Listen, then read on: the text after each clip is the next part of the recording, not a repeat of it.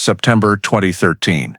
A heavy atmosphere shrouded the abandoned Packard plant in East Detroit, less than 4 miles from downtown. The flashlight beam from the chief demolition engineer cut through the dust-covered steel corridors, illuminating a steel plate welded shut beneath the concrete floor.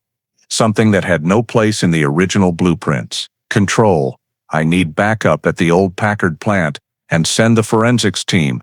His voice echoed through the radio, bouncing off rusted walls and collapsed air ducts. What began as a routine safety inspection had turned into something entirely different, something that would answer the questions haunting Detroit for nearly 3 decades.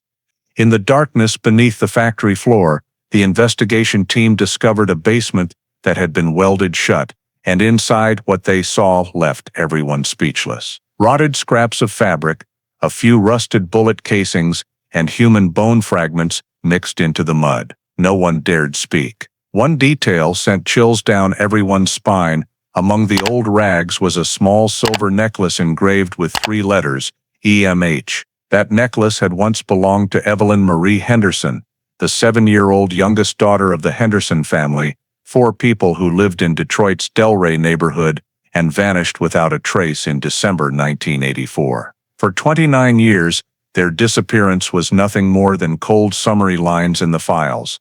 No criminal element determined, no signs of struggle. A house left with dinner unfinished, the refrigerator door ajar, the hallway light still on.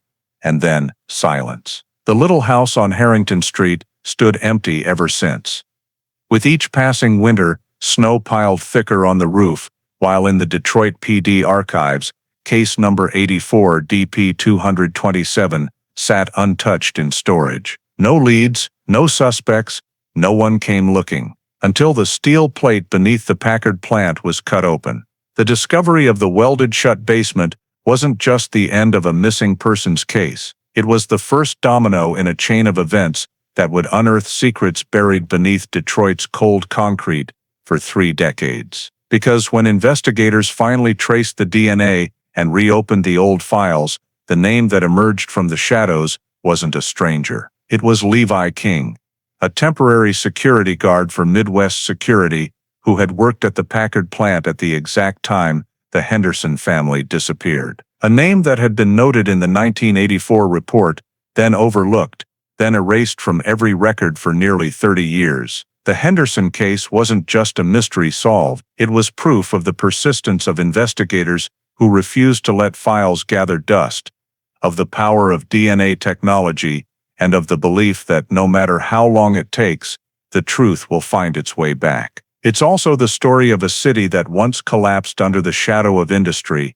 of people forgotten, and of justice that may be delayed, but never denied. Before we continue this chilling story, let us know where you're watching from, and don't forget to hit subscribe, because cases like the Hendersons remind us that sometimes the scariest thing isn't the crime, it's the silence that hid it for so long. Tonight, we'll return to the winter of Detroit 1984, follow the 29-year journey, and uncover how a sealed basement brought justice back to those thought forgotten forever. This is a story of loss, perseverance, buried guilt, and truth, finally rising from the cold ground. Late 1984, Detroit was swallowed by a winter thick with smoke and cold, as the giant auto plants along the Rouge River barely limped along. The Delray neighborhood, once home to thousands of Packard and Ford workers, had fallen into decay, quiet, sparse, and worn. In a row of small brick houses on Harrington Street,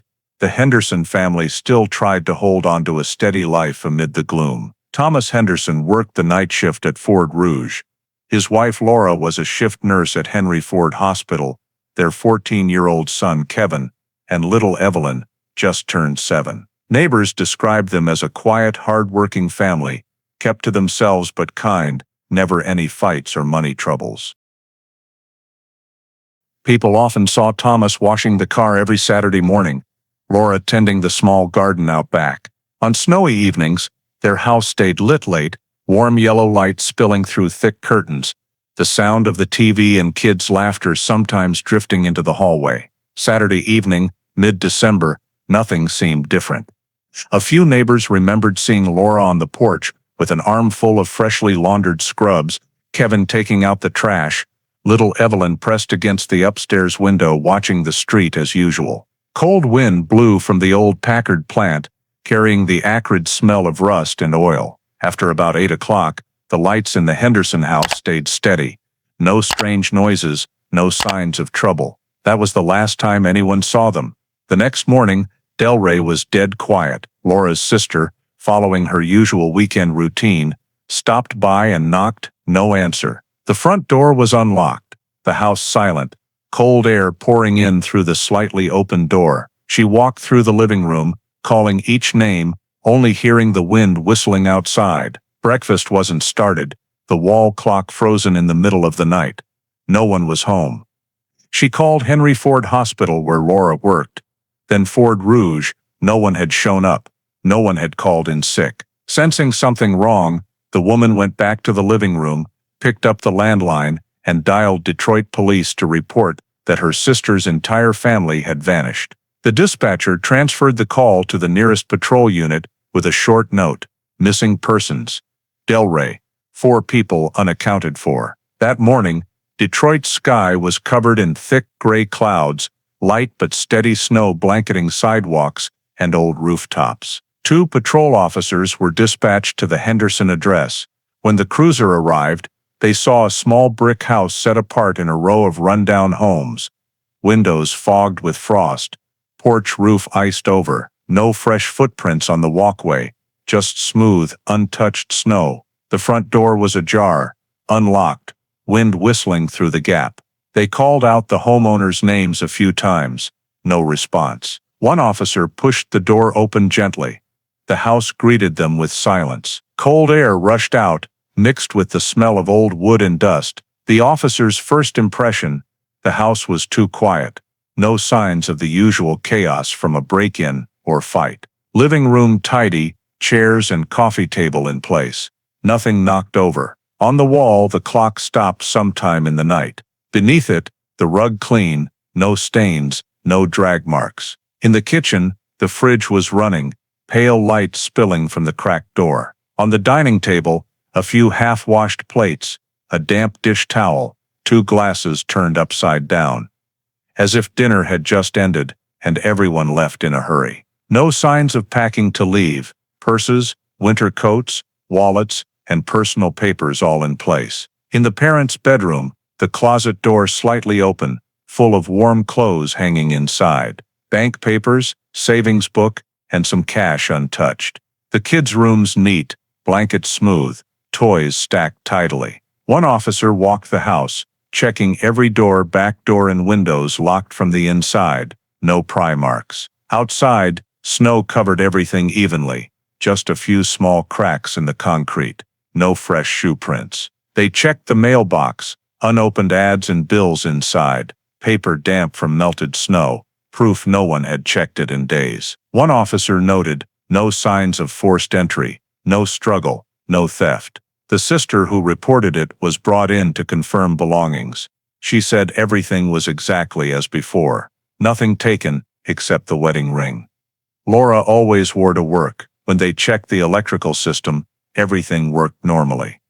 Only the wall clock had stopped, possibly from a brief power surge overnight. A kitchen calendar was still on Friday, December 14th, the last day Laura worked the evening shift. Police contacted Henry Ford Hospital and Ford Rouge to verify. Both places reported the Hendersons absent without leave, no one answering their phones. This information was added to the scene report. After finishing the sweep, the team filed the initial report: Henderson family, 4 persons, missing under unknown circumstances, home not entered forcibly, property intact, no signs of violence. The house was temporarily sealed, pending the missing persons unit. Before leaving, they locked the door, taped yellow police seal across it, and hung a warning sign on the porch. As the patrol car pulled away from Harrington Street, the afternoon had turned murky gray. Wind from the Packard plant whipped up iron dust and oil fumes, mixing with fine snowflakes. The little Henderson house sank back into absolute silence, broken only by the fading sound of the police cruiser on the icy road. After sealing the Henderson house, police returned to the neighborhood to collect statements from residents. Delray was sparsely populated, mostly retired factory workers or families who had lived there for years, so everyone knew each other at least a little. The investigation team went door to door, knocking and writing down every detail that might relate to the evening before the family vanished. The first person they spoke to was William Hart, who lived one house over. He said on Friday night, while watching TV, he heard a large truck engine idling slowly down the street. Heavy engine, like a materials hauler, not a regular car, he said. He figured it was probably from the old Packard plant, since workers sometimes used the shortcut through here. He didn't hear screaming or crashes, just the engine sound echoing in the snow, then fading toward the industrial area. Next was Pauline James at the end of the row. She said around midnight. The neighborhood power flickered a few times, then steadied, followed by a distant metallic clang, like a barrel dropping. I thought someone was working late at Packard. There's still a guard there, sometimes they clear scrap, she explained. Police pressed for more, but she insisted she saw no lights or figures around the Henderson house. Next door, George Lewis said his dog barked furiously around midnight, toward the main road, but he didn't go check because of the cold and heavy snow. He only remembered the truck starting up and driving away, no other unusual sounds. The team also visited the nearby industrial area, talking to a few night shift workers at a small machine shop next to Packard Plant. One said he heard metal scraping, like a container being dragged, but the sound was far off, hard to pinpoint. They confirmed seeing no people or vehicles moving in the area that night. Police compiled all statements and noticed the details, though scattered, all pointed to the same time frame. Friday night, sounds of a heavy truck and metal clanging between the neighborhood and the direction of Packard Plant. No witness heard cries for help, fighting, or saw unusual lights from the Henderson house. Some even thought the family might have left town without telling anyone, since the house was always quiet and rarely had visitors. However, the consistent descriptions of the truck noise caught the team's attention.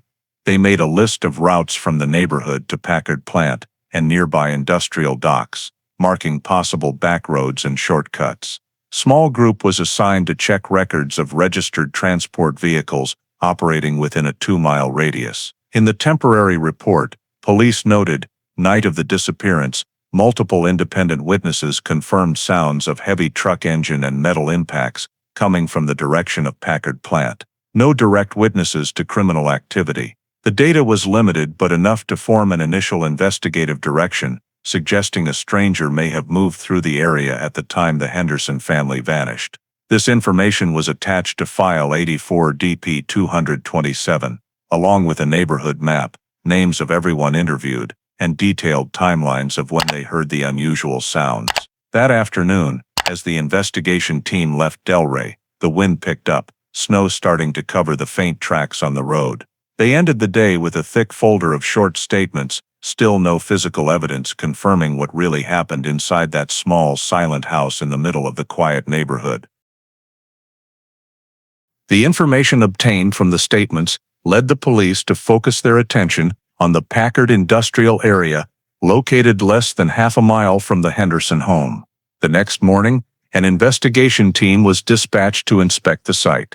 The Packard plant had once been a symbol of Detroit's auto manufacturing industry, but since the early 1980s, most of its assembly lines had shut down, leaving hundreds of thousands of square meters of empty workshops with rusted tin roofs, cracked walls, and iron doors chained shut. The grounds were deserted, with only a few small companies renting portions for storage. As the police entered through the south gate, the ground was already covered with a thicker layer of snow that had buried old tracks. However, along the internal road leading to workshop number 3, they noticed a series of deep tire marks from a large truck imprinted on the thin ice. The tread pattern on the tracks was that of industrial tires, the kind commonly used on material transport or factory maintenance vehicles. The tracks led inward and then disappeared near an abandoned warehouse.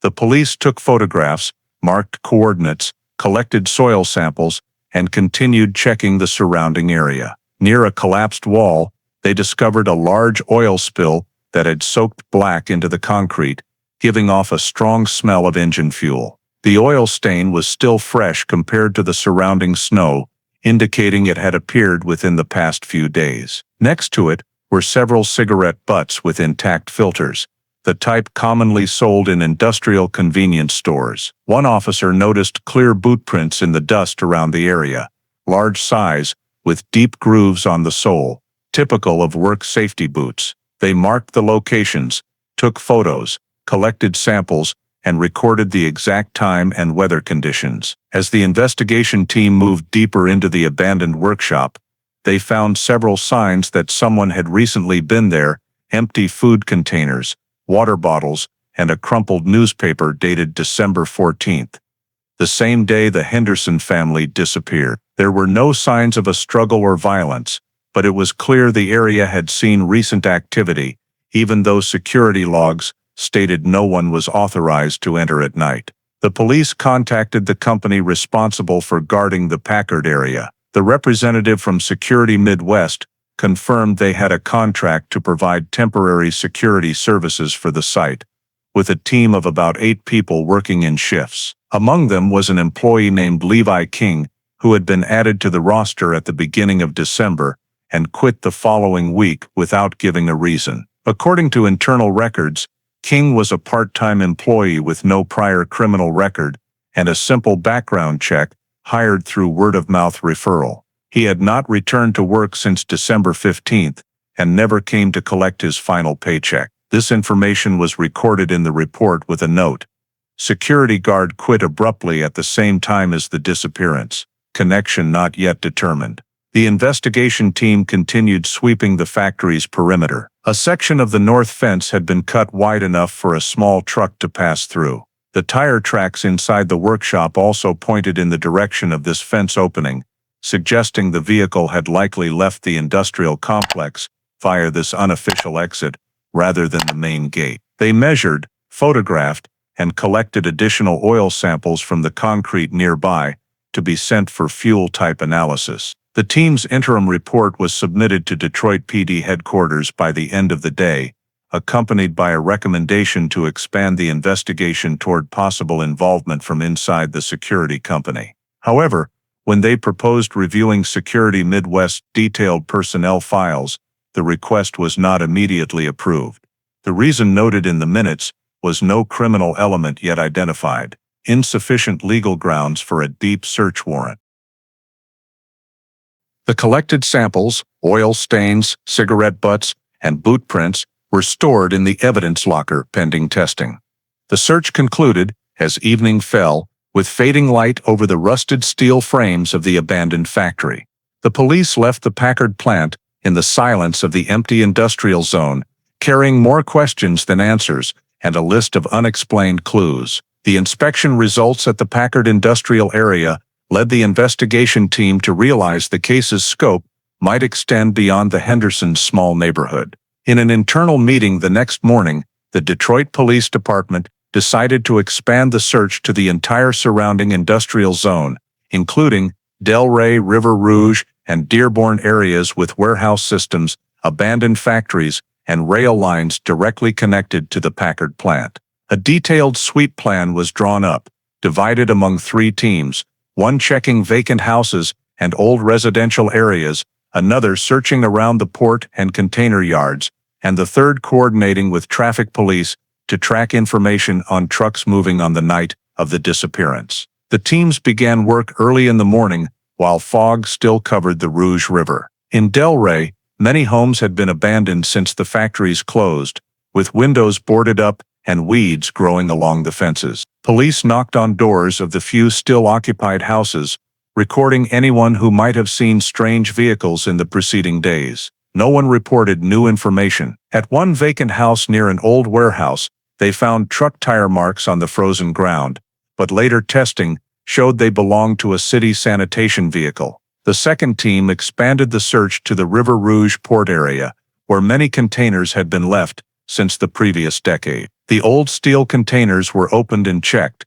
containing only rusted equipment and scrap. Some containers were welded shut, but port records confirmed they were backlog cargo managed by private companies. Police also swept the area around the Ambassador Bridge, the major route connecting Detroit to Windsor, in case the family's vehicle or the suspect had crossed the border. However, customs data showed no record of the Hendersons' Impala in any declarations from early December onward. In Dearborn, the investigation team worked with traffic control to review footage from gas stations along main roads, but cameras at that time were primitive, and most images had been erased or not retained long enough. One officer was sent to the city's junkyard to check abandoned vehicles, but no matching license plates were found. For nearly a week, dozens of locations were checked, yet no additional traces related to the Henderson family were discovered. Items collected, metal scraps, old tire marks, a few loose objects, held no investigative value. Technical staff also rechecked the drainage canals leading from Packard to the Rouge River, but due to freezing weather, underwater searches had to be suspended. Police worked through the night, shining lights for vehicle tracks or skid marks, but fresh snow kept falling, covering everything and erasing whatever traces remained. Daily reports from the teams repeated the same phrase: no significant physical evidence discovered. The silence of the scene made the case even more baffling. There were no bodies, no vehicle, no direct witnesses confirming the family had left the house. Bank records, payroll cards, and landline phone logs showed no transactions or calls after December 14. Hospitals and the factory confirmed both spouses were disciplined employees with no history of absenteeism or debt. When the investigation team reported back to superiors, the chief ordered the case to be kept in monitoring status due to the lack of clear criminal grounds. All documents collected, crime scene diagrams, witness statements, Packard photos, vehicle lists, were compiled into a single file, numbered 84 DP 227. The final note from this search phase read: swept Delray River Rouge, Dearborn areas, no bodies, vehicles or valuable evidence found. Result: no progress.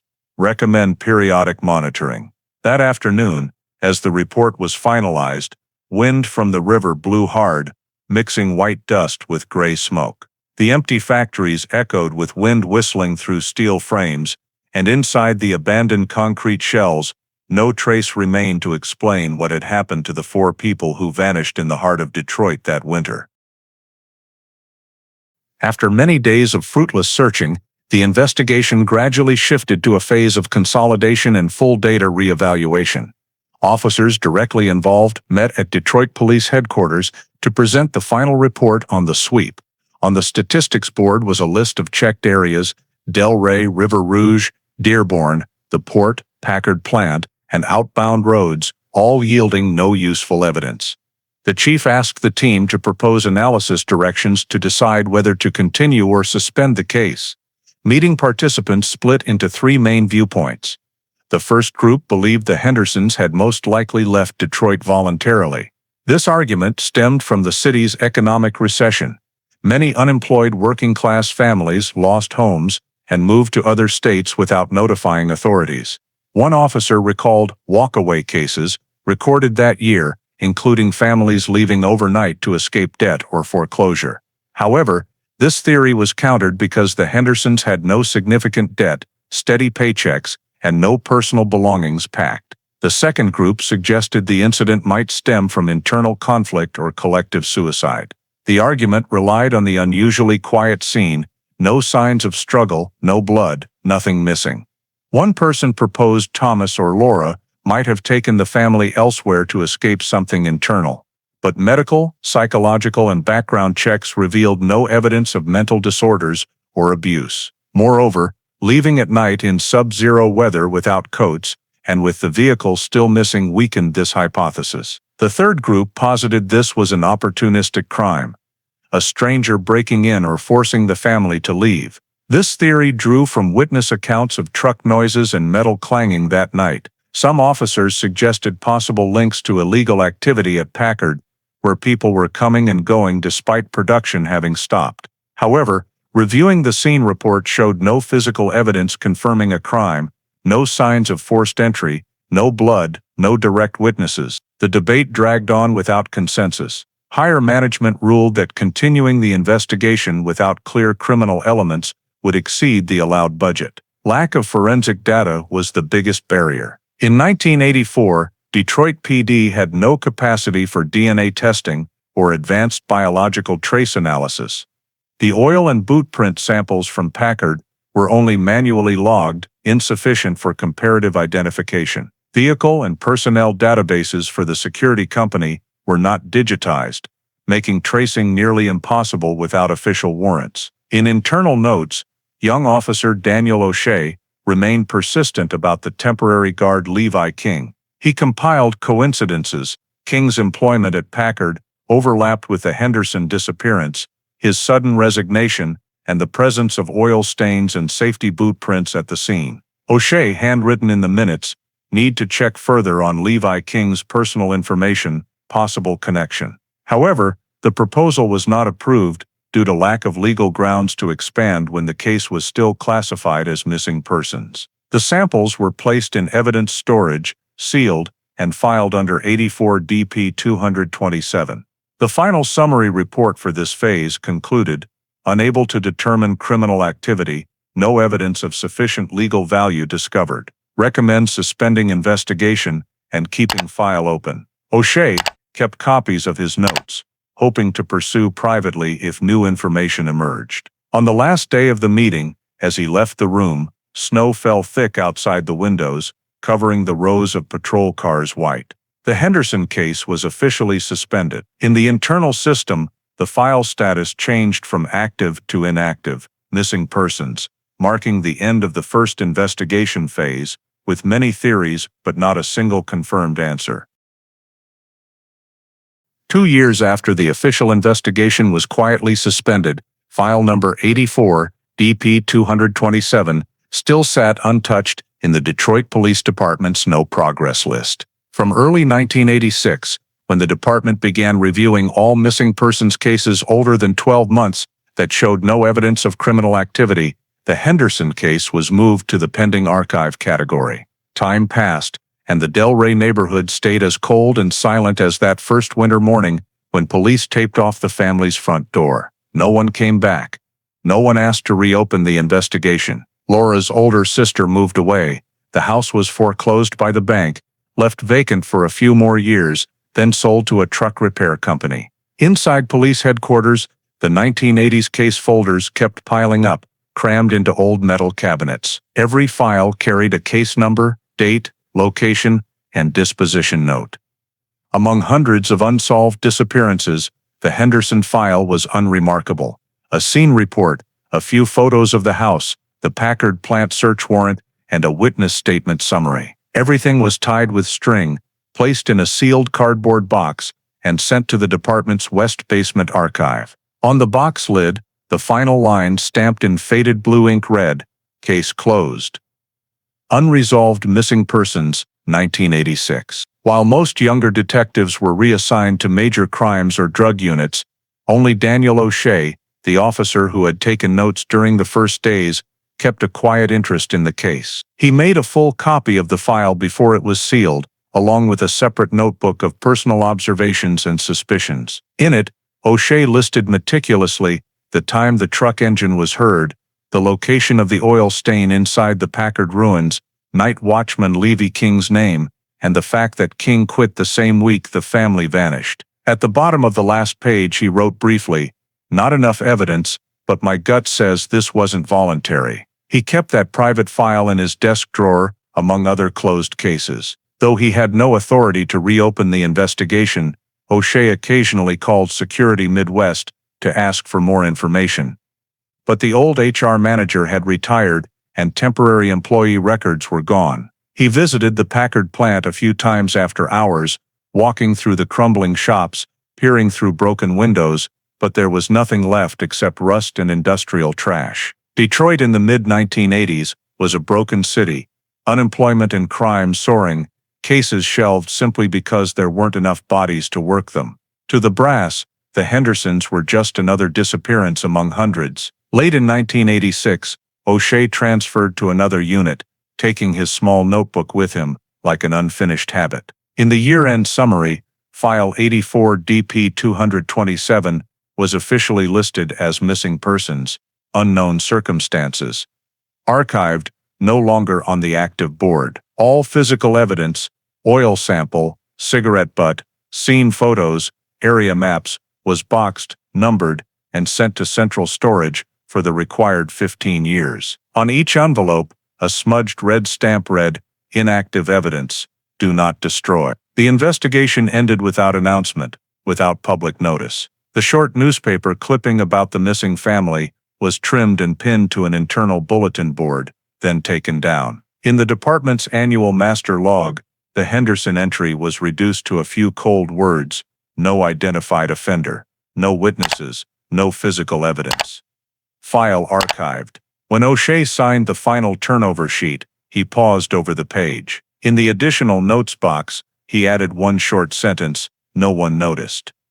If new data surfaces, recheck Packard area and temporary guard. After filing the paperwork, he folded his personal copy into a separate envelope, took it home, and locked it in the oak cabinet where he kept his unfinished cases. Like dozens of other 1980s disappearances, the Henderson family quietly vanished from Detroit PD's active roster, surviving only as a fading case number in the 1986 archive ledger.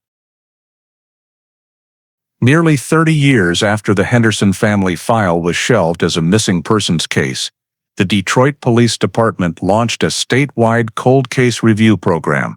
In 2013, with advanced forensic technology and a national DNA database now available, the chief approved a new specialized unit called the Cold Case Unit, tasked with re-examining every unsolved pre-2000 case that still had recoverable evidence. The unit was housed on the second floor of headquarters, a small team of veteran detectives and forensic technicians working under the mandate to digitize and retest anything modern science could still read. Lieutenant Marcia Donnelly, 15 years in homicide, was put in charge. Her first job was to go through the nearly 200 archived boxes stacked in the west basement, decades of cardboard lids coated in dust. Each box had a handwritten label, blue ink, long faded, barely legible: missing persons, unresolved. Among them, File 84 DP 227 caught Donnelly's eye. The reason was simple.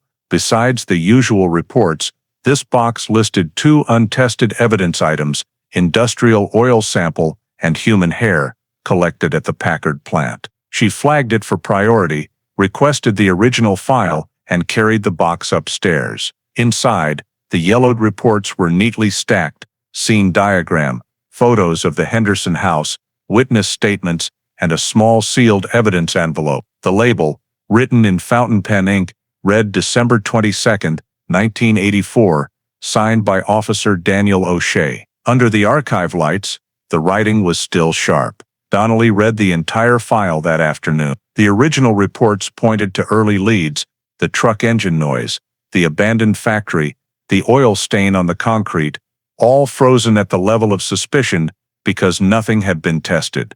To her, a family of 4 vanishing without a single physical trace was abnormal. She had the lab tech verify the envelope.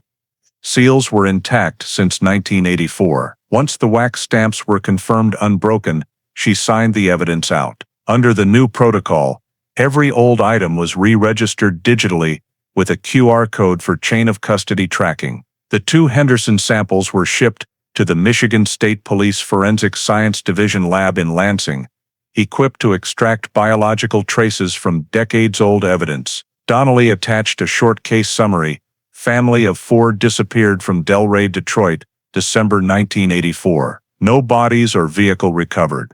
Evidence from Packard Plant, industrial oil, unknown human hair. Request DNA and chemical analysis. After the paperwork was done, she moved Henderson to the unit's top 10 list for the year. Over the following days, Donnelly rebuilt the old paper trail. She ordered every document scanned into the system for cross-checks against the National CODIS database and Michigan's Missing Persons Registry. In her memo to the chief, she wrote that the Henderson case was a textbook example of the investigative limits Detroit faced during the collapse years, and it now had a real chance of resolution if the evidence still held. At that stage, the cold case unit had only 4 members, but all were seasoned in major crimes. They were used to chasing fragments, using modern tools to resurrect what had once been ignored. From their small room overlooking downtown, the rust-stained buildings of the new Detroit reflected the sunset symbols of a city that had fallen and was trying to rise again. In that atmosphere, reopening long-buried cases was more than procedure. It was an attempt to restore faith in the city's justice system. File 84 DP 227 received a new tag, Active, Review in Progress, marking the return of a story that had been buried for nearly 30 years in the dust of Detroit PD archives. 3 weeks after the evidence was sent for testing, Lieutenant Marcia Donnelly received an urgent notification from the Michigan State Police Crime Lab. The report arrived through secure internal channels marked Priority 1, Rush Results. In the nearly 40-page document, the final conclusion stunned the entire team. The hair collected at the scene in 1984 contained a complete DNA profile suitable for national database comparison. When run through CODIS, it produced a 100% match to a federal criminal profile. Levi King, male, born 1962, currently serving life without parole in Missouri for double murder in 2005. The lab detail confirmed every genetic marker on the hair matched King's stored DNA sample. Additionally, the oil from the Packard Plant floor chemically matched the exact industrial lubricant used by Security Midwest during the period King worked there. Line by line, the report left Donnelly speechless. In years of cold case work, she had rarely seen a DNA hit this clean, especially on evidence over 30 years old. The next morning, she called the team together. 4 people around the table, flipping through graphs and marker tables. Donnelly summarized, Levi King, former temporary security guard at Packard Plant, left Detroit the same week the Hendersons vanished. 30 years later, he's doing life in Missouri for killing 2 people. The timing and location coincidence silenced the room for minutes. There was still no direct evidence of murder in Detroit, but the link between the old samples and a convicted killer opened an entirely new investigative path. Donnelly immediately had the legal unit confirm the admissibility of the results in an uncharged case and sent a formal request to the Michigan State Police for coordination on King's background. Missouri records showed he was arrested in 2005 after a string of random killings with no clear motive. In his 2005 interrogation, he admitted working for a Detroit security company in the early 1980s. But the detail was never entered into the main file because it was unrelated to the Missouri crimes. Donnelly reread that section over and over. What had once been a footnote now aligned perfectly with the Henderson file. Temporary guard, Packard Plant, exact departure date. She called the lab to double-check certainty. The lead technician answered simply, 0 chance of error. The profile is strong enough for federal court. The report was stamped, sealed, and forwarded to the Wayne County Prosecutor's Office. In that day's internal memo, Donnelly wrote, high probability the 1984 Henderson family disappearance is connected to Levi King, currently imprisoned in Missouri. Recommend reclassifying from missing persons, unknown to suspected homicide. Request federal coordination to verify King's whereabouts December 1984. That afternoon, the team returned to the basement archive and audited every remaining evidence envelope, photographed, resealed, re-entered into the digital system. Donnelly ordered a fresh subpoena for Security Midwest personnel records to locate King's contract and contact information. When the archived copies arrived, they found his black ink signature on the employment form, simple, slightly slanted, dated December 3, 1984. In the manager's handwritten note at the bottom, did not return after 12/15, reason unknown. Every forgotten detail was now critical. She printed the full file, clipped the lab report on top, and delivered the package to the chief's office. By end of day on the department's internal system, Case 84 DP 227 changed from inactive, missing persons to active, homicide review. In her daily log, Donnelly wrote one line, DNA match to Levi King. Direct link established between crimes 30 years apart. Case officially reopened. As she left the building, she looked through the window at downtown Detroit, glowing under streetlights. The old buildings still stood, silent and cold as they had been in the 1980s. But down in the dusty basement files, a story everyone thought was finished had just woken up again. Right after the Henderson file was reclassified as a homicide investigation, Lieutenant Marcia Donnelly directed the team to focus on tracing every piece of information related to Levi King from the time he was alive and working in Detroit. Data from the 1980s was largely not digitized, so the team had to go to the old office of Security Midwest, the company that once handled security for the Packard Plant complex, to verify. The company had dissolved in the mid-1990s, but its archived records had been transferred to the Michigan Bureau of Corporate Archives. Donnelly sent an official request to Lansing, asking to pull personnel files, payroll records, and shift assignment logs from Security Midwest for the last quarter of 1984. Nearly 2 weeks later, they received a dusty cardboard box of paper files, most of them yellowed with age. Among the scattered timesheets and contracts, the team found a folder that clearly listed temporary guards hired short-term for the Packard plant. The name Levi A. King appeared on page 3, along with temporary employee ID 2461. The note beside it read, "Start date, December 3, 1984. Assignment, night shift. Packard Industrial Complex, South Gate. Status, temporary. Last day, December 15, 1984. This timeline matched perfectly with the Henderson family's disappearance. Below that, the manager's handwritten note was brief. Did not return for payroll period 16. Did not return uniform or keys. In the same file, Donnelly found an internal report about a missing company truck, an industrial green GMC used for hauling maintenance gear. The memo dated December 16 stated, "Truck hash 37 not in the yard this morning." Backup driver confirmed King was the last one to use it. From there, the pieces started falling into place.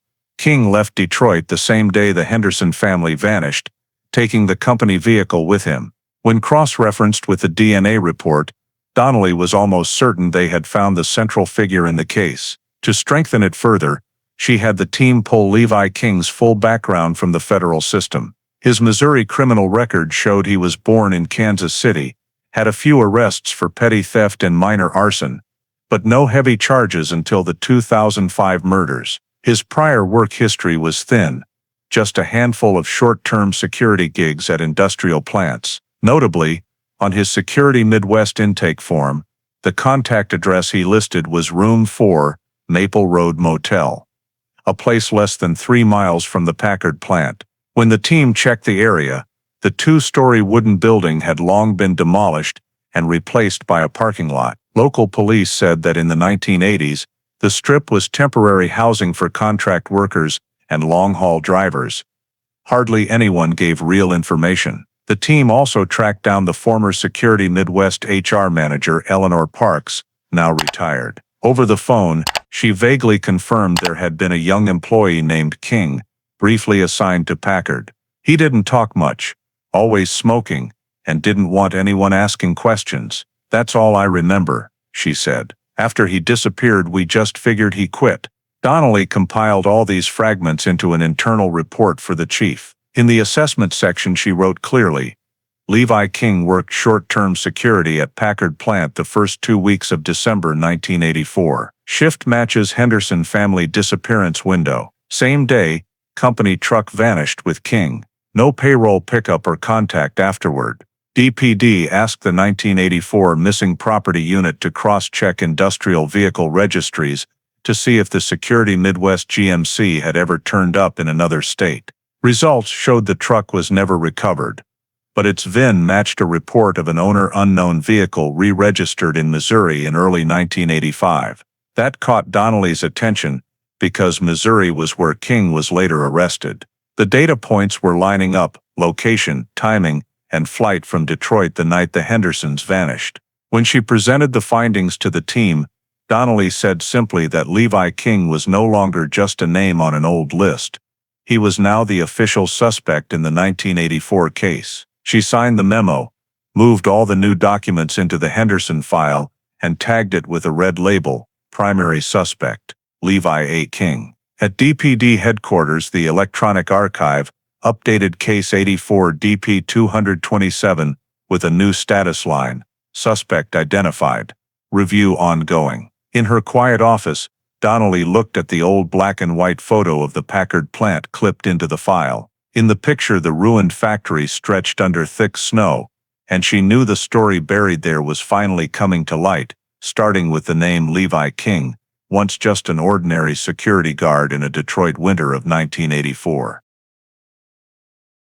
The moment Levi King's file was added to the primary suspect list, unexpected information arrived from the Detroit Building Department that opened a major break. In September 2013, during demolition of the long-abandoned Packard plant, a demolition crew noted an anomaly under the floor of Building 5, near the east wall. While using a torch to cut steel beams, they discovered a concrete slab thicker than anything on the original blueprints. When a worker tapped it with a sledge, the surface sounded hollow, indicating a void beneath. The site supervisor immediately called Detroit police, because Packard was on the list of locations tied to the reopened Henderson case. The next morning, Lieutenant Marcia Donnelly and the forensics team were dispatched. The area was cordoned off in a 200-meter radius. All workers were pulled from the site. Concrete dust hung thick in the air across the whole bay. At the marked spot, technicians found a large steel hatch welded shut to the concrete frame with heavy industrial beads, clearly done by hand, not factory work. Removal had to be slow to avoid damaging whatever was underneath. After nearly 2 hours of cutting, the hatch was lifted, revealing a shaft roughly 8 feet deep and 10 feet square. Cold, damp air rushed up, carrying the smell of rust and wet earth. The forensics team descended on rope ladders. Under floodlights, the floor was covered in dust and wood splinters. Near the inner corner, something metallic glinted, a rusted shell casing. A deeper search turned up more scraps of rotted cloth, a button, and 3 loose bone fragments. Every item was carefully collected, numbered, and sealed in evidence bags. The deeper they went, the clearer it became. On the north wall, the team found dark brown staining on the cement, preliminarily identified as old blood. A tech swept the surface with an ALS. It lit up dozens of tiny spatter marks, the signature of violent contact. In all, after 4 hours on site, they recovered 8 spent casings, 3 long bone fragments, 1 partial child skull, and a few strands of decomposed cotton fabric, still dyed work blue. Everything was sealed in the presence of building department reps and Lieutenant Donnelly, then transported to the DPD lab the same day. In her preliminary report, Donnelly wrote, "Shaft structure not part of original Packard design, evidence of manual intervention, sealed weld. Biological and ballistic evidence present below." She ordered the crime lab to fast-track DNA. Meanwhile, the dig team kept working the surrounding soil and uncovered more small bone fragments and 3 bent metal frames, likely remnants of vehicle seats. Forensic anthropologists made a preliminary count of remains from at least 4 individuals, 3 adults and 1 child. Corrosion and bone condition indicated burial for over 30 years. When the bone samples went to the Michigan State DNA lab, analysis took weeks. Each fragment was cleaned, DNA extracted via recombination, and compared to genetic profiles from the Henderson family's old Henry Ford Hospital medical files. When the final report came back to DPD, no one on the team had any doubt. DNA matched perfectly to 3 adults, Thomas, Laura, and Kevin Henderson, plus 1 child sample, identified as a roughly 7-year-old female. Further analysis showed bullet tracks on the bones consistent with .45 caliber, the same as the casings recovered on site. The report concluded, 3 victims died from direct gunshot trauma. Child died from blunt force skull injury, time of death consistent with December 1984. Donnelly read the results in the small briefing room. The air went still. A missing persons case logged almost 30 years earlier now had a named ending, not voluntary departure, not unknown disappearance, but a family massacre. She immediately updated the case status, homicide confirmed. In the internal memo she wrote, DNA confirms remains of 3 adults and 1 child match Henderson file. Ballistic evidence matches .45 Colt round, same type reported missing by Security Midwest 1984. Case officially ruled homicide. The shaft was resealed for further processing. Photos from the scene, cracked concrete, rusted steel hatch, rows of body bags, became the newest documents in File 84 DP 227. Outside the plant, snow fell lightly again. After nearly 3 decades, the Packard Plant, Detroit's broken symbol, had finally given up the secret it kept since the winter of 1984. Once the Packard basement findings were official, Lieutenant Marcia Donnelly immediately requested full cross-referencing of Levi King's record with federal criminal files. She sent paperwork to the Detroit FBI field office asking them to re-examine every King arrest prior to 2005. Less than a week later, the Bureau's response arrived with details DPD had never seen. Levi King had been detained in Missouri in early 1985, just weeks after the Henderson family was reported missing. The original report, filed by the McDonald County Sheriff on February 2, 1985, stated King was pulled over driving an industrial green GMC pickup with no plates, suspected stolen. He had no ID, gave a false name, and was held for theft.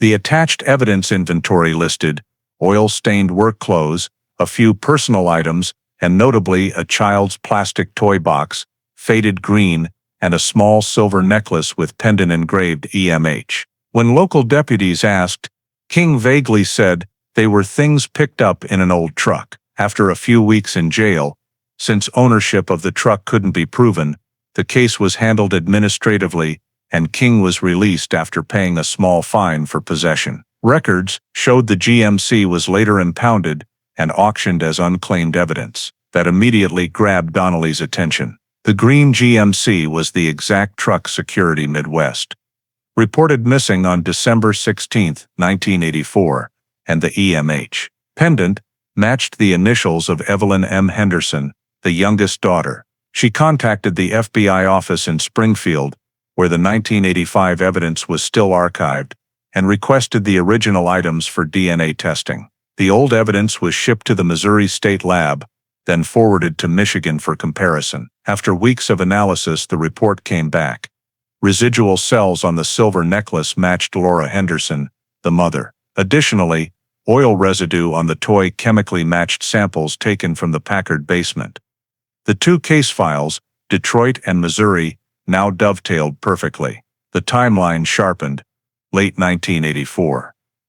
Levi King works security at Packard. Henderson family vanishes.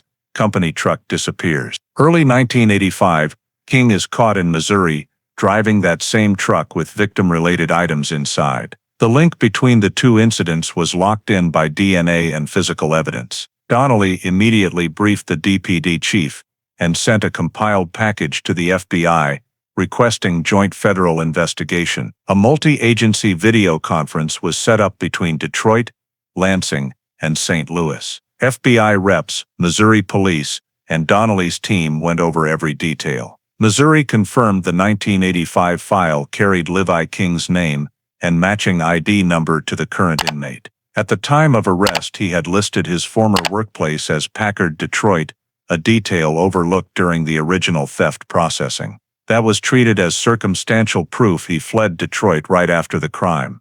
When the FBI reopened the evidence locker, they also located the original crime scene photos. Among the seized items, besides the toy box and necklace, was a small rubber bracelet stamped Henry Ford Hospital, where Laura Henderson had worked as a nurse. Donnelly added those images to File 84 DP 227 as direct physical linkage between King and the Henderson family. The meeting closed with agreement across agencies.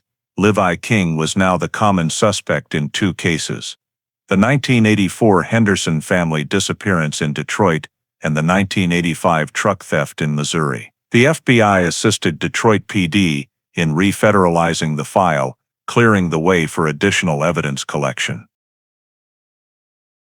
In the final joint memo, the last line was bolded. Physical evidence and DNA samples from Missouri 1985 and Detroit 1984 show a consistent connection to Levi A. King. Both jurisdictions concur in identifying King as the primary suspect. Donnelly took the report, added signatures from the FBI rep and Missouri police, then stamped it official with the Detroit PD seal. After nearly 30 years, the faint thread between Detroit and Missouri had finally closed into a single logical chain. The missing truck, the child's belongings, and the name Levi King, now far beyond suspicion and at the center of the entire case. After the evidence from Missouri was verified, Lieutenant Marcia Donnelly directed the investigative team to scrutinize one overlooked aspect: the possibility of a survivor in the Henderson case. In the forensic report from the Packard Plant basement, experts noted only 3 adult DNA samples and 1 from a child, but they could not determine whether all family members had been present at the scene.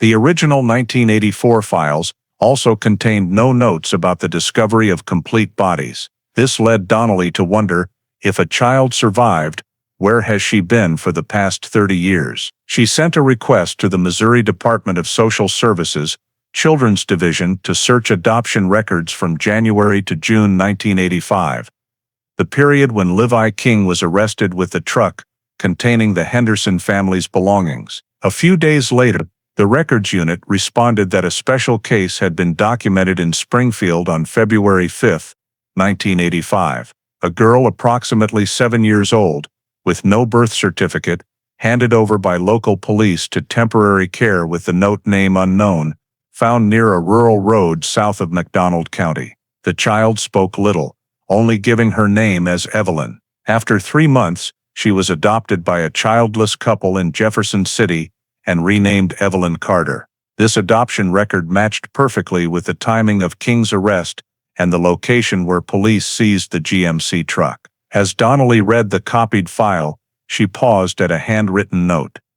The child appeared frightened by loud noises, especially truck engines. That brief note convinced her that the little girl from back then was Evelyn Henderson, the youngest child of the missing family. Detroit PD coordinated with Missouri Social Services to locate the adoptive parents. According to updated records, Evelyn Carter was now 36 years old, living in Lansing, Michigan, and working for a community services company. Donnelly contacted the state attorney's office directly to obtain a warrant for DNA testing to verify identity. The test was conducted secretly, using a hair sample from Evelyn Carter and genetic material from Laura Henderson, preserved in Henry Ford Hospital records. 2 weeks later, the results came back. The genetic sequences matched completely, with a 99.99% probability of mother-daughter relationship. The report was stamped and confirmed by the Michigan State Laboratory. Donnelly held the paper in her hand for quite a while, then quietly placed it on file 84 DP 227. After nearly 3 decades, they had found the only surviving member of the Henderson family. Per procedure, police were required to inform the person confirmed by DNA. The first meeting took place at the Wayne County Prosecutor's Office in a cautious atmosphere. Evelyn Carter, a brown-haired woman with a small face, appeared confused when told about the test results. She had never known she was adopted. Her adoptive parents had died a few years earlier and left no original documents. When Donnelly presented the gathered facts, names, disappearance date, Delray address in Detroit, Evelyn sat silent for a very long time. She vaguely remembered scattered images, the whistling wind inside the factory, dim yellow lights on the concrete ceiling, the smell of oil and rust. "I don't know if that was real or just recurring dreams," she said softly. Those descriptions matched the Packard Plant basement autopsy findings and accounts of engine noises on the night of the disappearance. Donnelly recorded the statement and concluded that Evelyn was the only living witness to the crime, even though her memories were incomplete. Identifying the little girl from back then was not only an investigative breakthrough, but also carried significant legal weight. It provided the case with a legal witness to re-examine the entire file. DPD immediately updated the system, noting Evelyn M. Henderson, identified by DNA, survivor, current legal name, Evelyn Carter, residing in Lansing, Michigan. In an internal memo, Donnelly wrote, "High probability that Levi King did not kill the child or abandoned her in Missouri after leaving Detroit. This is the only living witness, directly confirming the connection between the two states." Upon completing the paperwork, she looked up at the black and white photo of the Henderson family pinned to the caseboard: Laura, Thomas, Kevin, and little Evelyn standing in the middle, smiling. 30 years later, that smile was the only thing left besides the bone fragments found beneath the cold concrete of the Packard plant. After confirming that Evelyn Carter was the child who survived in 1984, Detroit PD proceeded with the phase of reconstructing the crime sequence. Lieutenant Marcia Donnelly, along with the cold case team and forensic specialists, spent weeks reviewing every detail in the file, cross-referencing DNA results, physical evidence, witness statements, and historical data on Levi King. The goal was to establish a logical timeline and accurately recreate what happened on that mid-December night. The picture gradually emerged from scattered pieces of information, fitting together with chilling precision. According to the investigation, in late 1984, Levi King was a temporary employee at Security Midwest, assigned to night shifts at the Packard Plant industrial complex, an area deserted by workers after the factory shut down. The site spanned dozens of acres, filled with abandoned buildings, easily serving as shelter for vagrants or petty criminals. From early December, King had been illegally residing in a storage room in Building 5. When his shift ended, he did not return to his boarding house as required, but slept inside the plant, using the company's GMC truck for transportation. Internal Security Midwest reports from that time showed unusual fuel consumption, proving the vehicle was used off hours. Other employees had also complained about missing supplies and food from the warehouse.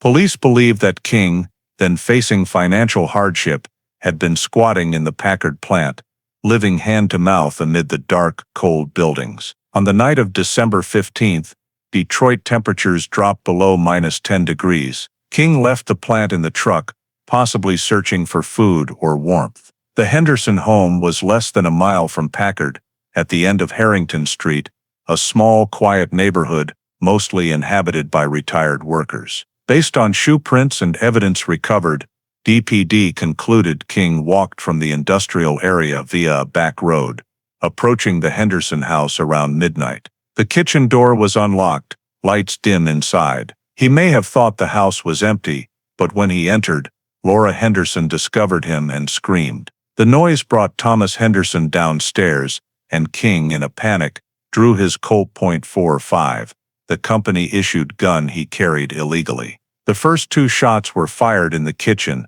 according to bullet trajectories found in the walls. Thomas Henderson's blood matched that location. After wounding them, King forced Laura and the 2 children out of the house and into the truck. Overlapping adult and child shoe prints on the truck bed showed the victims were hurriedly shoved into the cargo area. He drove back toward Packard Plant, entering through a side gate where the fence had been cut, a route police had discovered in 1984.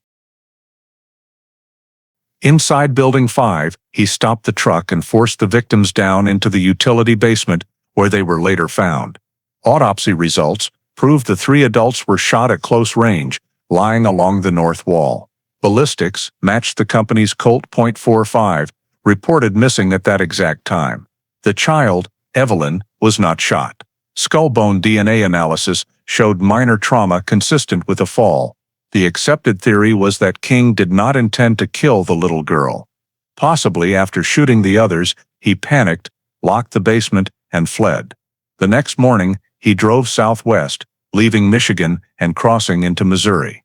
There, King lived on the run, using the truck as shelter until his arrest in early 1985 for vehicle theft.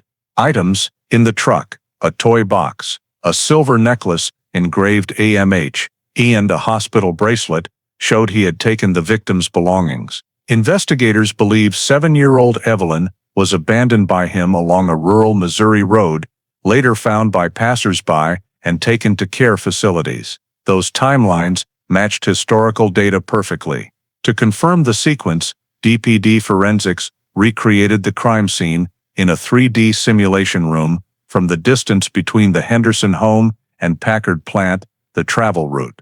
Victim positions in the basement to the angle of each bullet. Everything matched the collected evidence.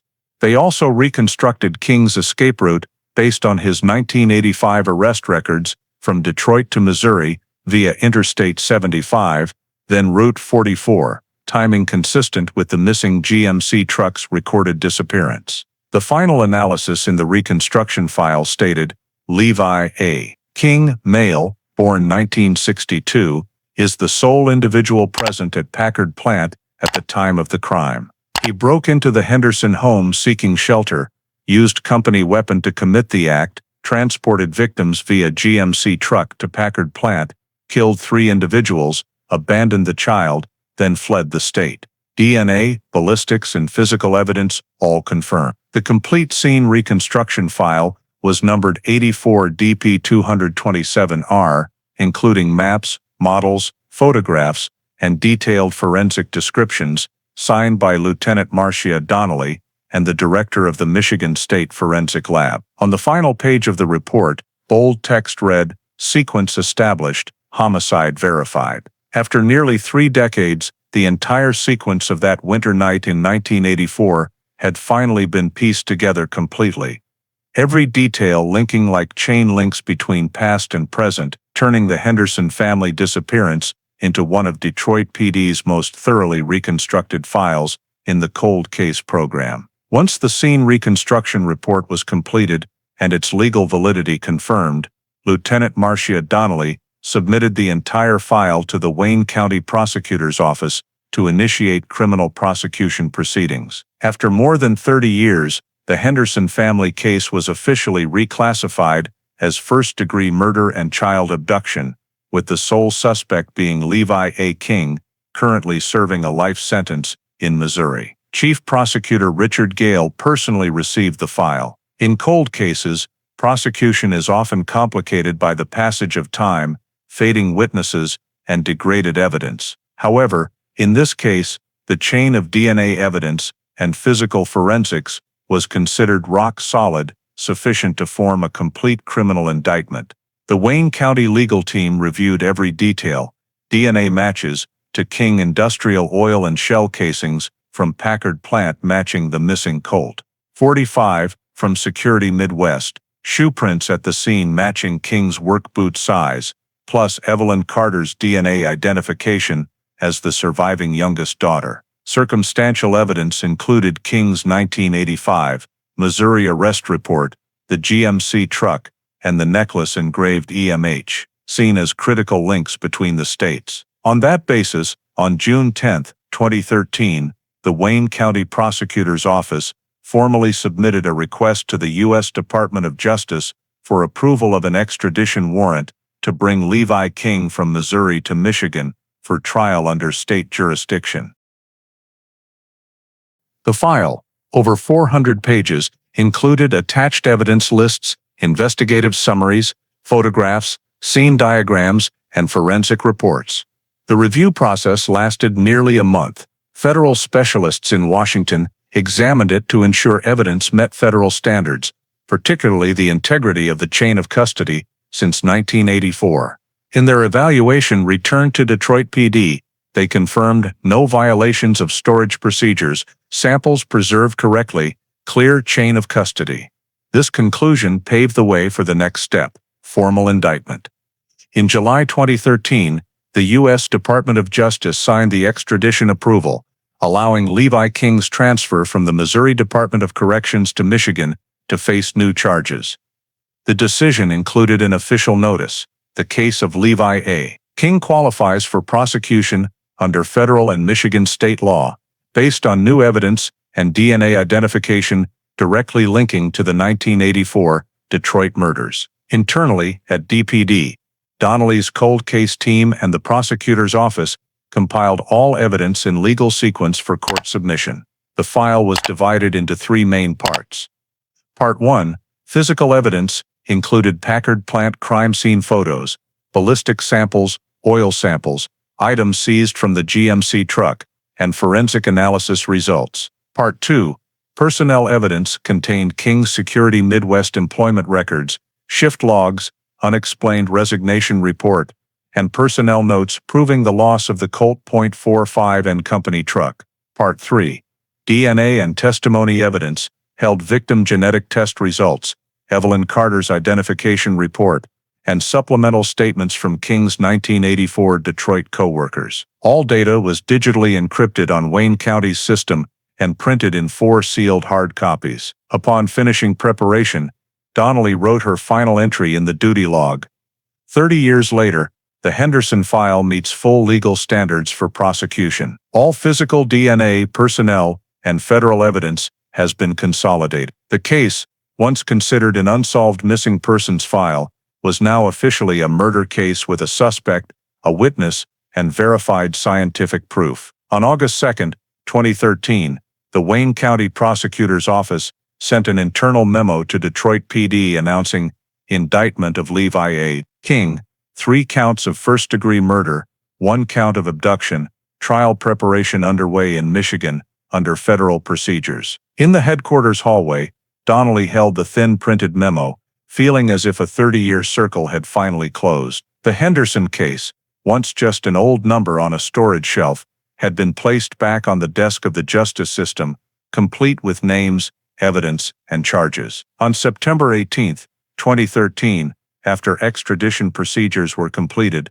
Levi A. King was transferred from the Missouri Department of Corrections to Wayne County Jail, Detroit, to serve the interrogation process and prepare for the upcoming trial. The man in his 50s, hair already gray, thin and tall, entered the interrogation room in an orange jumpsuit, hands cuffed. Lieutenant Marcia Donnelly and veteran investigator John Keller conducted the questioning. Behind the one-way glass, prosecutors and forensic specialists observed, recording both video and audio of the entire conversation. Donnelly began by informing the suspect of his rights and confirming that King's court-appointed attorney was present. For the first 10 minutes, King remained silent, staring only at the steel table, fingers interlaced. He spoke in a hoarse, curt voice. "I have nothing to say. I already paid for my crimes in Missouri." Donnelly calmly explained the reason for the interrogation, presenting DNA file photos, physical evidence, and documents from the Henderson case. "You worked security at Packard Plant, Detroit, in December 1984. At the same time, 4 people from a family living less than a mile away disappeared. We found them in a welded-shut basement at the very place you worked." King showed no reaction, only glancing at the photo. When Donnelly continued with DNA evidence matching hair found at the scene, King shrugged. "I was there. I worked there. Of course my DNA could be everywhere." Keller placed in front of him a copy of the Security Midwest file bearing King's own 1984 signature and the note about his sudden resignation. At that moment, he looked up at the paper, his eyes flickering briefly. "I remember quitting," he said slowly. "But I don't know anything about that family." Donnelly showed no reaction, simply placing another envelope on the table, a photo of the silver necklace engraved EMH, along with the toy box seized from the GMC truck in 1985. She asked, "Can you explain why these items were in the truck you were driving when arrested?" King stared at the photo for a long time, then lowered his head. "I picked them up in the truck," he replied. "That truck already had other people's stuff in it." Donnelly, gently but firmly, "That truck belonged to the company you worked for, reported missing on December 16th. And that was the last day anyone saw the Henderson family alive." Silence stretched for nearly a minute. King tapped his fingers on the table, the metal making a faint clink. Finally, he said softly, almost whispering, "I didn't mean to kill them." The room fell completely still. Donnelly asked him to clarify. King spoke slowly, voice breaking, "I just wanted to get into that house for a place to sleep, to escape the cold. I thought no one was home. When the door opened, the woman screamed, then the man came running down. I panicked, pulled the gun. It all happened so fast. I shot." He paused, staring at the table. Donnelly asked. "What did you do next?" King continued. "I saw the two kids standing on the stairs. I made them come with me because I was afraid they'd call the police.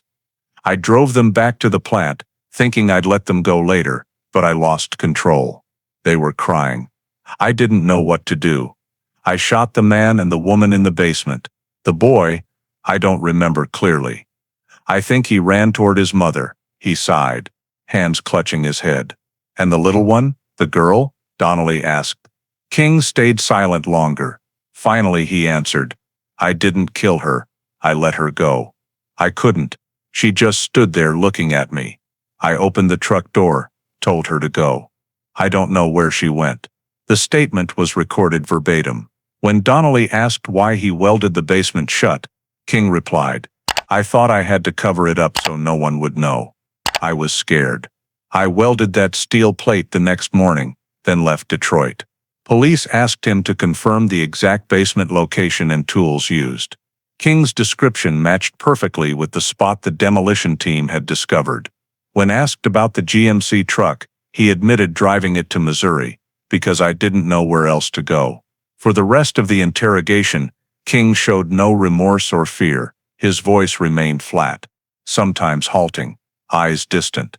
At the end, Donnelly showed him a photo of the now adult Evelyn Carter. "This is the little girl you said you let go. She's alive." King glanced at it, then nodded slightly. "Good. Maybe that's right. I still hear her crying in my head." The interrogation lasted over 3 hours. Everything was recorded and stored in the evidence system. King's attorney raised no objection to retaining the confession, as there was no sign of coercion. When signing the transcript, King said only one short sentence, "If time went back, I still wouldn't know what I'd do differently." Donnelly closed the file, noting subject Levi King confirmed presence at Henderson residence on December 15, 1984. Admitted causing the deaths of 3 victims, denied killing the child. Statement matches reconstructed sequence and crime scene locations. Recommend inclusion in formal prosecution file. As King was escorted back to his cell, the hallway lights reflected off the frosted glass, leaving the silent silhouette of an old man still carrying the guilt he had buried for nearly 30 years. In the interrogation room, Donnelly gathered the documents, looking at the scrawled line in the transcript, "Confession recorded, homicide confirmed." She knew the case had reached the stage where the truth was no longer in doubt, but confirmed by the perpetrator himself. After Levi King's interrogation ended, and his full confession was recorded, Detroit PD entered the phase of compiling forensic evidence to finalize the prosecution file. This was the final step to confirm the entire physical, biological, and ballistic chain, ensuring an unbreakable linkage before the court.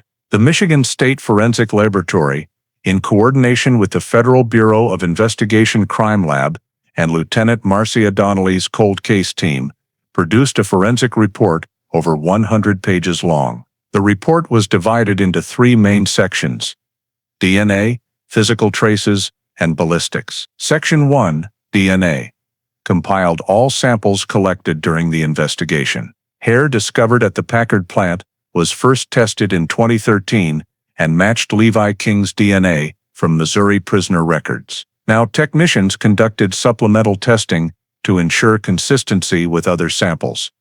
Residual blood on the Packard basement walls, epidermal cells from shell casings, and biological traces found in the GMC truck, seized in 1985. Results showed all carried the same male genetic sequence, matching 100% with Levi King's reference sample. Separately, secondary DNA on the silver necklace engraved EMH matched Laura Henderson's profile, confirming the item belonged to the victim. In the conclusion, the examiner wrote, "No foreign DNA detected in any sample. All genetic sequences traced to a single source, Levi A. King." Section 2, Physical Traces, focused on shoe prints and fabric fibers recovered from the Packard plant basement. Among the 1984 evidence in storage, technicians found the clearest shoe print on the south edge of the concrete floor, where the first shell casing was discovered. When rescanned with 3D technology, They identified a tread pattern of 6 horizontal grooves and 4 vertical, characteristic of the 1983 Red Wing Industrial Series work boot issued by Security Midwest to night shift employees. In the company's old storage, Donnelly located the equipment issuance invoice for Levi King in December 1984, listing the exact boot code, matching the crime scene print. Size 11.5, rare among other employees. Additionally, fibers recovered in the basement showed synthetic threads identical to the industrial security uniform fabric used by the company. Both factors, boots and fabric, formed a physical evidence chain confirming King's presence at the scene. Section 3, ballistics, was considered decisive. 8 shell casings from the Packard basement were microscopically compared. Rifling marks on the bullets matched perfectly with the Colt .45 issued by Security Midwest in 1984, the gun reported missing the same day King quit. Company records confirmed only 3 such guns were in use, 2 of which remained accounted for. Groove patterns, number of lands, and firing pin impressions all matched Colt .45 serial number S11459, the weapon registered to King on the temporary employee list. FBI experts concluded, no possibility of coincidence. All casings at the scene were fired from the Colt .45 issued to Levi King.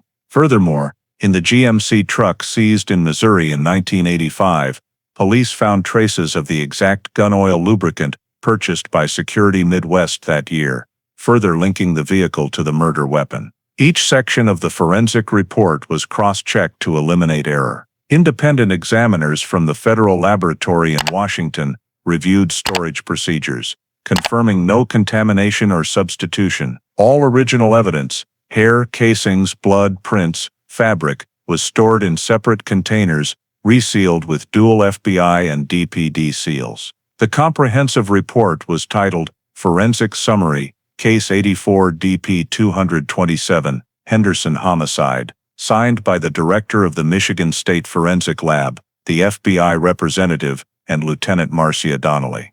During the internal briefing, Donnelly presented the summary to Wayne County Chief Prosecutor Richard Gale. She said, all DNA, physical trace, and ballistic evidence points to one individual, Levi King. No indication of any second suspect. The evidence chain is closed and completely consistent with the confession. The prosecutor's office confirmed this in the minutes. Forensic data eliminates all alternative possibilities. Absolute reliability. The Henderson case is considered perpetrator identified. That evening, Donnelly stayed late to sign the final page of the report. She reread the bold conclusion. Combined forensic results prove Levi A. King's presence at all related locations, Packard Plant, Henderson residence, and Missouri GMC vehicle, footwear, ballistics, and DNA all match. No extraneous factors exist. As her pen touched the paper, the case entered a phase with no remaining gaps in the evidence structure. After nearly 30 years, every trace, no matter how small, converged in the same direction, irrefutably confirming that Levi King was the man who buried the entire Henderson family beneath the cold concrete of the Packard plant during the Detroit winter of 1984. The trial of Levi A. King opened on the morning of December 4, 2013, at Wayne County Circuit Court, Detroit. The courthouse was under special heightened security, though the case was nearly 3 decades old. The city remained stunned to learn that the Henderson disappearance was actually a mass murder buried beneath the Packard plant concrete. Inside the courtroom, the press gallery was packed. In the front row, Lieutenant Marcia Donnelly sat quietly, beside Chief Prosecutor Richard Gale and the cold case investigative team. Levi King was brought in, wearing a gray prison jumpsuit, gaunt frame, silver hair, eyes calm but unflinching. His court-appointed defense attorney sat beside him, head down reviewing the file. The trial began with the reading of the indictment, 3 counts of first-degree murder and 1 count of kidnapping, related to the deaths of Thomas, Laura, and Kevin Henderson, along with the forcible abduction of the minor, Evelyn Henderson. The presiding judge, Judith Ramos, instructed the prosecution to present the full evidentiary record. Richard Gale opened with a brief statement. After 29 years, the city of Detroit finally knows the truth about the night of December 15, 1984. This was not a disappearance. It was a premeditated slaughter, concealed within the bowels of an abandoned factory. The first evidence presented was the chain of DNA analysis. On the large screen behind the bench, the prosecution displayed 3 genetic charts, one from hair and blood recovered at the Packard Plant, one from the GMC truck seized in Missouri in 1985, and the reference sample of Levi King from the prisoner database. All matched perfectly. Gale emphasized, there is no second genetic profile. No unknown person was ever there. Levi King's DNA is present at every link. Next, the Michigan State forensic specialist took the stand, presenting a detailed report. Shoe prints at the scene matched the safety boots issued to King by Security Midwest, and 8 shell casings matched the Colt .45 registered to him by the company. The ballistic comparison charts were projected clearly, leaving the entire courtroom in stunned silence. The next segment featured testimony from the cold case unit. Donnelly stepped to the witness stand, her voice low but resolute, recounting the process of resurrecting the case from old evidence envelopes. She described discovering the welded-shut basement, the examination of the remains, and the DNA confirmation of the 3 victims. We have no doubt whatsoever, she concluded. The people found in that basement were the Henderson family, and the only person who could have taken them there was Levi King. When it came to witnesses, the entire gallery held its breath. Evelyn Carter, the sole surviving member of the family, entered wearing a dark pantsuit, hair tied back neatly. Her face was composed, but her eyes were red. Before swearing in, she glanced at Levi King. He did not turn around. Evelyn confirmed to the court that she had undergone DNA testing and been identified as the youngest daughter of Laura and Thomas Henderson. When the prosecutor asked if she remembered anything from that night, Evelyn spoke slowly. I don't remember much, just the loud engine, the smell of smoke, and yellow light. I was scared, and then everything went dark. The brief testimony was regarded as the final confirmation from the only living witness in the case. The prosecution concluded that her account aligned perfectly with the reconstructed details, proving that Levi King had taken the entire Henderson family to the Packard plant, murdered them, and left the little girl in the freezing winter. The defense attempted to counter by stressing the lengthy passage of time and potential degradation of old evidence. However, forensic experts rebutted that every sample had been stored according to protocol, the chain of custody was unbroken, and the DNA results were of absolute certainty. When the judge ordered the presentation of Levi King's statement, the prosecution played the recorded interrogation from Wayne County Jail. On the video, King sat with his head bowed, voice hoarse, admitting, I didn't mean to kill them, I just wanted to get inside the house to get out of the cold. The confession echoed through the utterly silent room. At the end of the session, Prosecutor Gale addressed the jury. We cannot go back to the winter of 1984, but science, time, and conscience have delivered the answer. Levi King stole 3 lives and destroyed a family. He thought burying them beneath the concrete of the Packard plant would hide his guilt, but the truth has risen. The Henderson disappearance is no longer a mystery. It is a serial murder. When the prosecution rested, Judge Ramos adjourned for the afternoon. On the evidence table, old crime scene photos, rusted shell casings, and a silver necklace engraved EMH lay side by side. 30 years had passed, yet they still told the same story. Outside the courthouse, snow began to fall lightly, covering the steps where those who had lived through Detroit's decline now stood silently, watching justice finally take shape in the cold yellow glow of a city that had carried dark memories for nearly 3 decades. The trial lasted more than 2 weeks, with dozens of witnesses, forensic experts, and investigators called to testify. When both sides rested, Judge Judith Ramos sent the 12-member jury to deliberate. The atmosphere in the courtroom was so heavy you could hear the rustle of papers as the prosecutor gathered documents. Outside, the sky remained coated in the same gray snow as that Detroit night long ago. After nearly 8 hours of closed deliberation, at 7:45 p.m. on December 20, 2013, the jury returned. The foreperson stood and read the verdict. We, the jury of the state of Michigan, having examined all evidence, testimony, and scientific findings, find the defendant Levy A. King guilty of first-degree murder of the 3 victims, Thomas, Laura, and Kevin Henderson, along with the kidnapping of minor Evelyn Henderson. The gallery fell completely silent. King sat upright, staring at the floor, expressionless. Judge Ramos pronounced sentence in the dim light of a winter evening. Pursuant to Section 750.316 of the Michigan Penal Code, the court sentences defendant Levy A. King to life imprisonment without possibility of parole for each count of first-degree murder, plus an additional life sentence without parole for kidnapping. Sentences to run concurrently.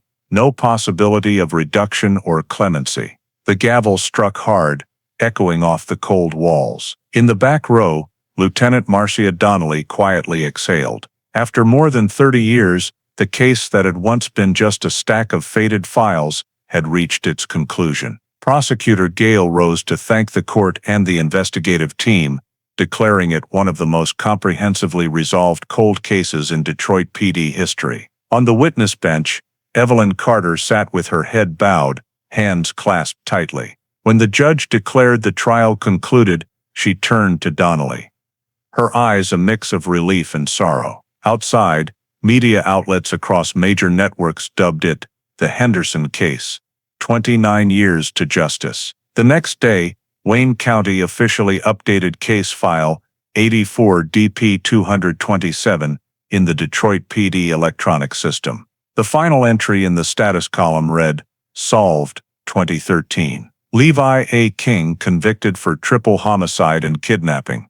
The evidence envelopes were sealed one last time and transferred to long-term storage. A small plaque on the box read, Packard Plant Homicide, Henderson Family. On Lieutenant Donnelly's desk, a copy of the judgment was clipped to the old file, its first page still bearing Officer Daniel O'Shea's 1986 handwritten note. If new data emerges, recheck Packard area and temporary guard. After nearly 3 decades, that note had become reality.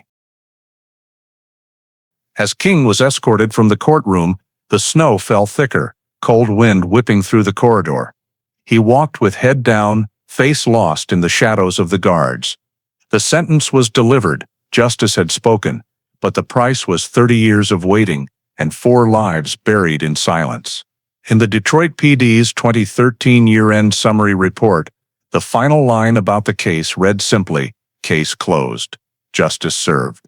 In March 2014, 3 months after Levy King's sentencing, the Detroit Police Department released an internal report titled Lessons from 84 DP 227, a document summarizing the entire recovery and resolution of the Henderson case after nearly 3 decades of neglect. The report, over 200 pages and authored by Lieutenant Marcia Donnelly, was distributed to all operational units, the Wayne County Prosecutor's Office, the U.S. Department of Justice, and neighboring state departments in Missouri, Illinois, and Ohio. Its purpose was not only to archive the results, but to extract lessons on procedure, technology, and interagency cooperation in handling cold cases. The introduction succinctly stated, File 84 DP 227, previously classified unidentified missing persons, 1986, has been reclassified as a serial homicide, fully resolved in 2013 through the application of DNA technology, re-examination of old evidence, and multi-state cooperation. The report delved into the reasons the case was overlooked for nearly 30 years, the first being the absence of forensic testing. In 1984, DNA analysis did not exist in investigative protocol. Items like hair, oil samples, and shell casings were simply sealed and stored manually, never tested. When the case was labeled missing persons with no clear criminal element, no one considered preserving evidence for future use. Had Detroit PD possessed biological testing capability at the time, the outcome could have been different. The second reason cited was the failure to cross-check auxiliary personnel records. The report stressed that Levi King's name appeared early in the 1984 file, a temporary guard for Security Midwest, who quit around the time of the disappearance, yet was never pursued due to the lack of electronic databases. Reliance on paper records meant critical details were never connected. Donnelly wrote in the comments section, "A case doesn't always need more evidence.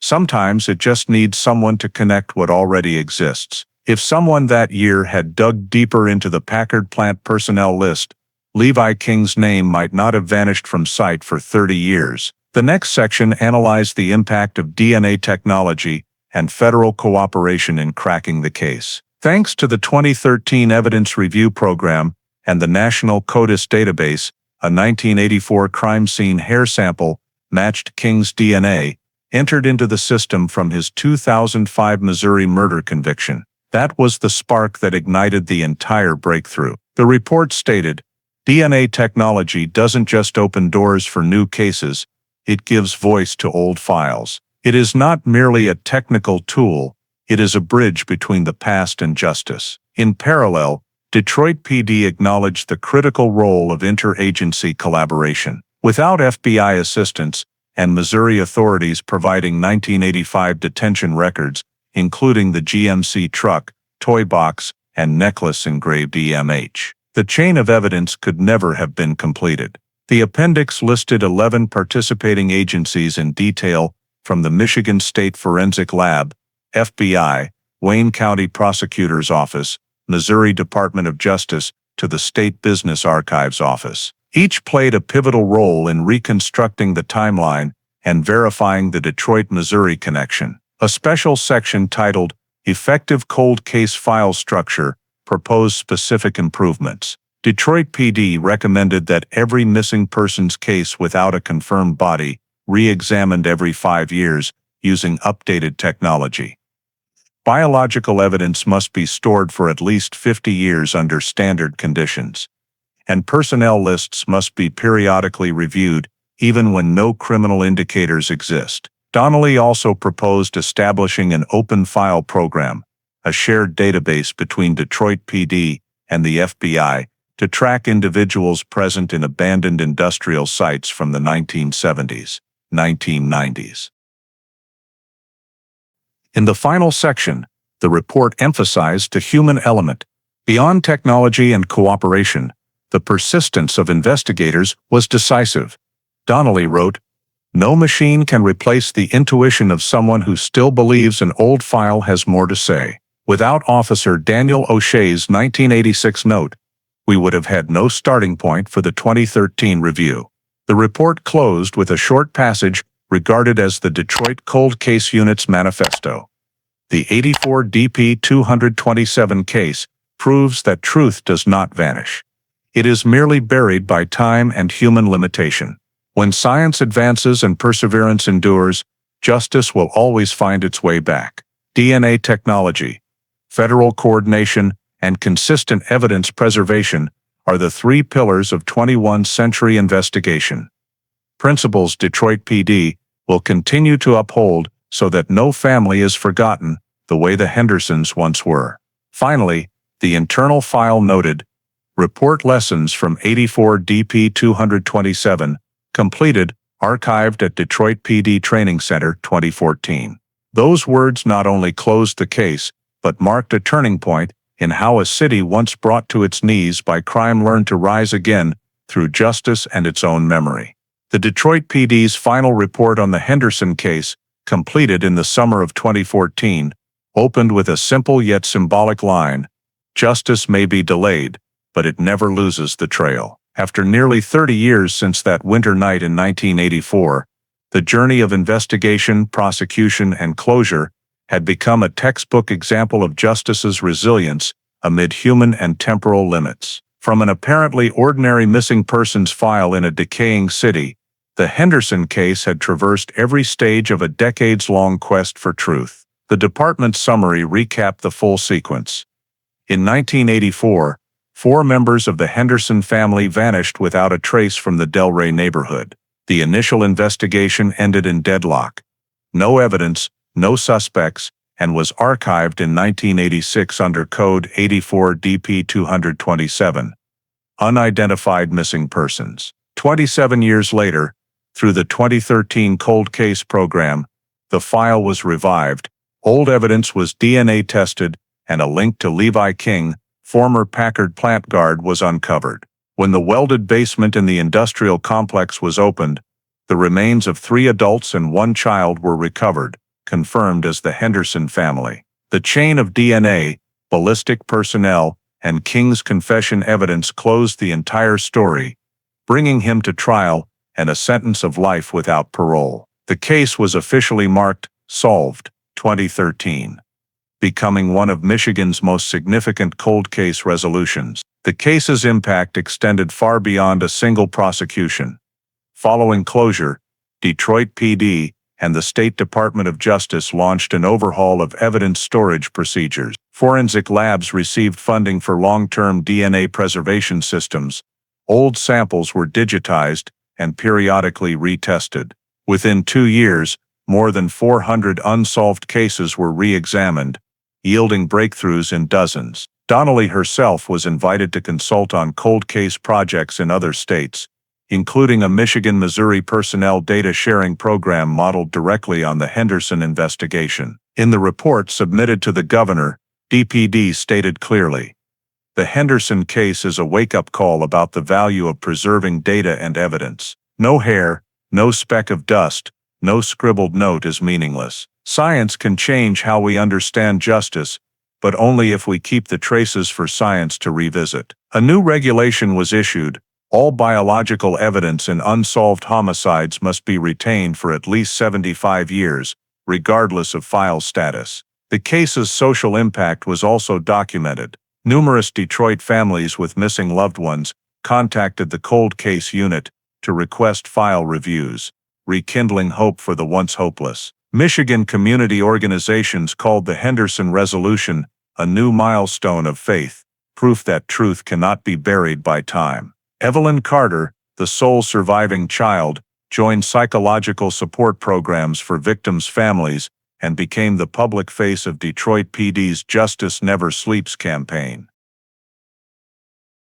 In the report's conclusion, Lieutenant Donnelly wrote, "29 years is long enough for a city to change, but not long enough to erase the traces of crime. Time does not destroy evidence, it only tests our ability to recover it."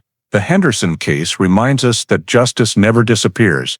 It merely sleeps until someone persistent enough wakes it. File 84 DP 227 now rests in the Detroit PD Headquarters Honor Archive, reserved for cases solved after decades. On the wooden box's cover is carved a single line, "Henderson Family, 1984-2013.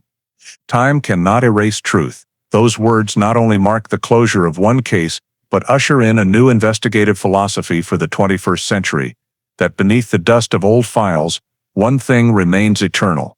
Truth will wait until someone patient enough comes looking. The Henderson case, the story of a family murdered and buried in silence for 29 years, is not only a tragedy of 1980s Detroit, but a mirror reflecting many values of American society today. In a nation that prizes justice, this case reminds us that truth may be delayed, but never lost. The Detroit of 1984, a crumbling industrial city, was an image of an America struggling through economic crisis, unemployment, and lost faith in the system. The Henderson disappearance was once dismissed as a routine missing persons case. A frightening notion because it showed that when society is busy and exhausted, people let anomalies slip by without a second glance. That detail echoes today's America in a world of fast-paced living, where social media and news cycles make stories vanish within hours.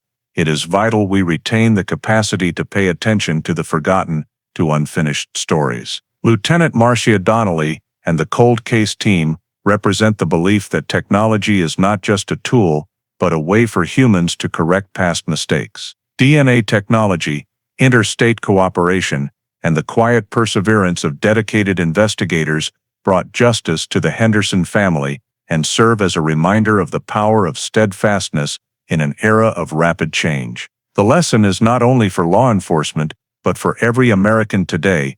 Believe in the value of memory, of preserving truth, no matter how small. Because, as Detroit learned after 29 years, time does not erase evidence, it only challenges the patience of those who still believe justice is worth waiting for. If you believe that truth, no matter how deeply buried, will one day be found, please subscribe to the channel so we can continue exploring cases forgotten by time together. Thank you for following the Henderson family story.